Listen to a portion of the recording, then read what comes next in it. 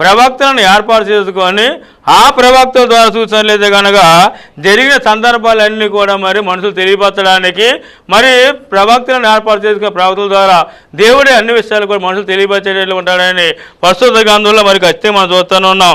ఏలియా తర్వాత ఎలీషాను చూసినట్లయితే కనుక దేవుడు ఒక ప్రత్యేకమైన పద్ధతిలో ఎలీషాను ఒక ప్రవక్తగా వాడుకోవడానికి దేవుడు ఏర్పాటు చేసుకున్న సాధనంగా మనం చూస్తూనే ఉన్నాం. కాబట్టి ఇప్పుడు చూసినట్లయితే ఎలీషా గురించి మరి మనము నేర్చుకోబోతున్నాం. కాబట్టి క్రైస్తవ విశ్వాసంలో ఉద్యమం పొందుకోవడానికి ఎలీషా చూపించిన మాదిరి మనకు ఎంతగానో ఉపయోగపడేది ఉన్నది. కాబట్టి ఉపయోగపడ్డ ఈ యొక్క మాదిరిని మరి మనము జాగ్రత్తగా విని దాన్ని ధ్యానం చేసుకున్నట్లయితే ఆత్మ సంబంధం ఉద్యమపడి మరి దేవుడికి ఉపయోగపడే పాత్రగా మనం ఉంటామని మరి గుర్తించవలసిన వారమన్నాం.